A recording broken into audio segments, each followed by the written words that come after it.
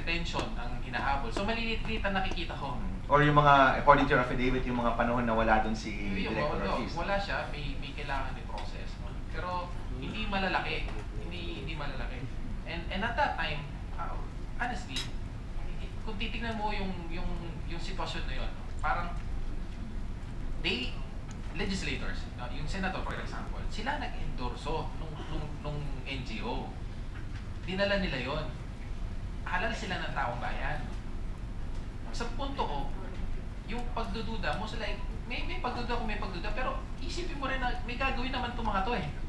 Kahit paano, may magagawa most likely yan. At So definitely, yung lumabas na ghost projects to mga to, nagulat ka ba doon? Or yes, Your Honor. na-validate yung haka-haka na baka nga illegal? Your Honor, if I may say, as early as 2010, when we started investigating on this, wala pang special audit. Yeah.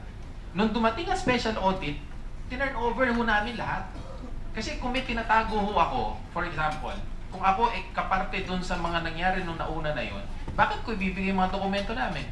Bakit kami magko-cooperate? Full cooperation, Your Honor, ang ginawa namin. Plus, we turned over all documents, including the one that we did about blacklisting, which became their lead. So, doon nila inumpisahan tinignan kung ano nangyayari. Yeah, I'm not naman discounting that, no? And I'm sure that played a big role in your being accepted to the Witness Protection Program. But I just like to get a timeline, no? So, nagsimula yung transactions in 2007, tama ba? Or earlier pa? Around that time. Around 2007, May nag-start 6 na yung yata sila transaction. pakunti-konti, pero then, may konting 6. Tapos nagka-ramp up yan, no? By Yeah, 2008. 7-8 ang peak nila. And then it stopped. And then it Your stopped. Honor. Yes, Your And then Honor. by 2010, you turned over all of the documents. Yes, Your Honor. But by the time you had turned over the documents, talagang malakas na yung kutob mo na may illegal na nangyayari. Because why would you turn over the documents kung hindi Kasi malakas yung yes, kutob? Your Honor, kasi walang submissions ng report eh, na ni-request namin uli eh. Kasi gusto po sanang makita sa ground anong impact na nangyari dun sa mga funds na ginawa. Dahil pag tinanong ako as head of office now, head na ako eh. Yeah. As head of office now, pag tinanong ako, I have something to say na based on this utilization, ito yung inabot, ito yung nangyari. So pina-check mo. Pinapacheck ko natin talaga. And what came out dun sa check ninyo? Talagang wala. May initial na kami nakita and hindi na namin tinapos dahil tinurn over na namin sa special audit. Natuwa kami na nagkaroon ng special audit. Dahil ngayon, hindi lalabas na parang may ulterior motive lang ako as new Director General in inspecting all these things. Kasi baka, Your Honor, kung hindi po natuloy itong ganito, baka magmumukha ngayon ang kaso ngayon harassment. Dahil sasabihin nila, bakit ko sila binubusisi, tapos na, nakapag-liquidate na, etc. At least with the special audit, they were able to compare the reports among implementing agencies. At doon nakita yung conspiracy at doon nakita na may mga anomalies. Dahil yung report pala na sinubmit nila sa TRC, wala naman kaming alam doon sa nangyari sa NLDC. Yun din pala yung report na sinubmit doon. Yun din pala yung report na sinubmit doon sa iba. That's when all these things was, certified by this special audit. And this was in 2013 already, no? Na nilabas po, Your Honor. Okay. So if you look at the timeline, nagsimula yung illegality or yung panahon na nag-lobby sila Benher sa inyo, 2007, no? That went on for about 3 years. At the end of the 3rd year, by that time, according to your affidavit, na sideline ka na, but this was still ongoing, may kutob ka na may masamang nangyayari kasi by 2010, nung naging Director General ka na, pinaimbestiga mo talaga sa COA. That's tama yun, di ba? Yes, Your Honor. Okay. I guess what a lot of people are questioning, no, is that unlike Mrs. Tuason, na may inamin na pagkakamali, in fact, may binalik pang pera. In your case, you're insisting that you are innocent. But ako, kung sinabi mo na wala kang tinanggap na pera, I'm sure the DOJ will investigate that and they will verify that. But kung meron ka mang pagkakamali, shouldn't it be na you should have done something earlier na hindi umabot sa billion-billion yung nawalang pera? I know that you tried to correct that when you became the head.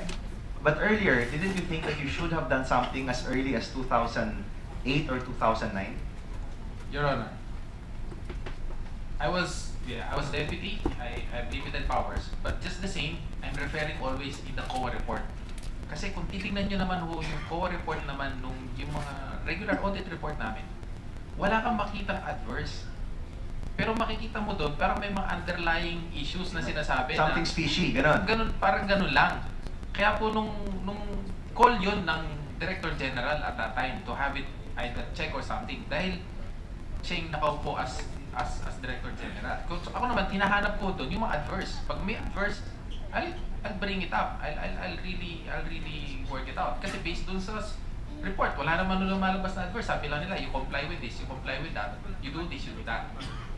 Not until nga lumabas itong special audit ngayon na nakita na talagang marami palang naging anomalous doon sa mga transactions. Okay. So on my part, Your Honor, if you will allow me, if you will see, I'm not just looking at that. I'm not just focused on the PIDAC. I'm trying to make sure that all these people that we were able to convince to stay in the office after rationalization, from 699, we were down to 161 with 99 components at that time. May level of anxiety if we will still survive or will happen. So we're trying to really make things work in terms of our regular operational functions. On that note, Decuno, let me ask, how many people were involved in the implementing agency sa scam na ito? If kung ikaw sinasabi mo, hindi ka kasama, of course, may mga nabigyan sila Ben-Hur, no? Ng pera. In fact, that might be in their previous affidavit. How many people were really involved? Out of the 192, kasi ako, nagtrabaho rin ako sa mga agency, as you know, and alam ko that most government employees are clean and honest. Dun sa 192 employees ng TRC, tingin mo ilan dun talaga yung kasangkot dito sa PDAP scam? Your Honor, yung naka-charge ngayon, 8 kami sa TRC. Naka-charge. And I don't believe that lahat kaming naka-charge doon, especially like yung auditor.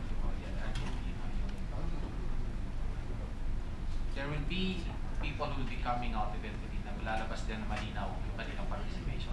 Malinaw yung kanilang involvement. Alright, sige. Thank you, Mr. Chairman. Thank you, Senator Aquino. We will continue now with Senator Grace po. Senator po, you have the floor. Thank you, Mr. Chair. Tayo po ay tumigil nung pinaberika po sa inyo ang inyong salian. At nabanggit nga ninyo, pakiulit nga po ang inyong figures. Your Honor, as of yung 2012, it's 2,161,547. Salamat po. Kaya ko naman po ito tinatanong dahil nga kasama ng tamang investigasyon ay hindi lang naman yung mga